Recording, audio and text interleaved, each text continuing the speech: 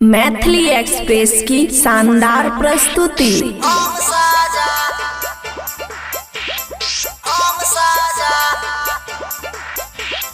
DJ Manish Raxaul.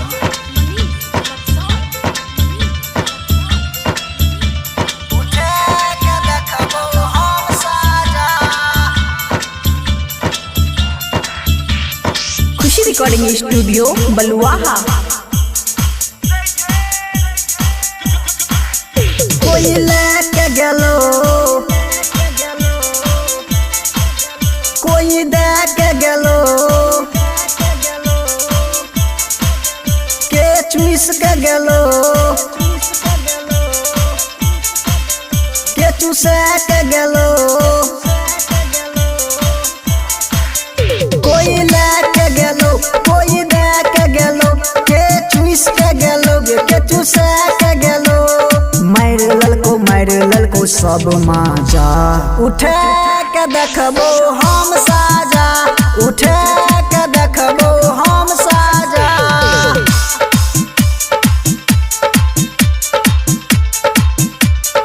हम साजा,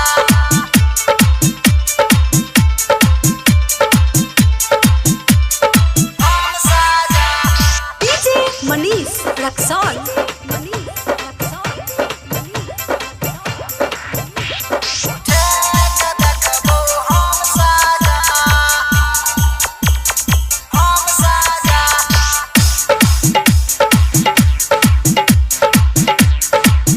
खुशी recording studio बलुआहा।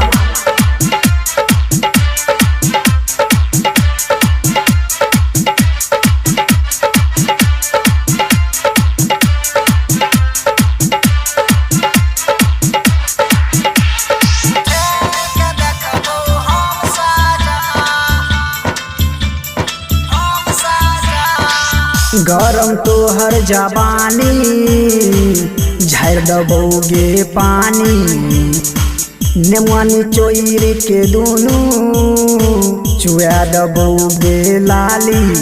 तोहर चुतो टब टब टब टब टब टब, हम करबो फट फट फट फट फट फट। तोहर चुतो टब टब, हम करबो फट फट।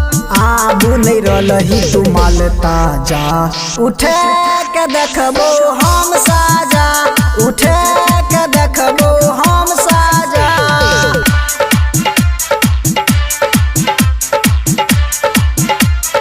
हम साजा,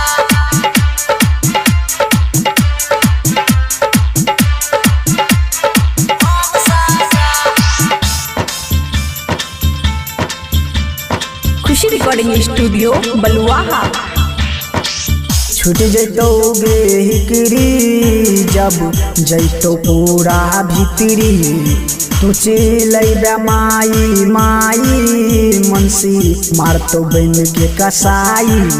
जब जब ही तू झर झर झर, तब है बही लरम लरम लरम। जब जब ही तू झर, तब है बही लरम। फेर से लाबो खिया के खाजा, उठे के देखबो हम साजा, उठे के देखबो हम साजा। कोई लेके गेलो, कोई देके गेलो, के चुइस के गेलो, के चुसे के गेलो।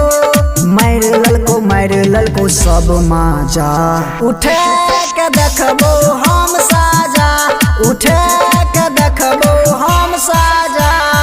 खुशी रिकॉर्डिंग स्टूडियो बलुआहा।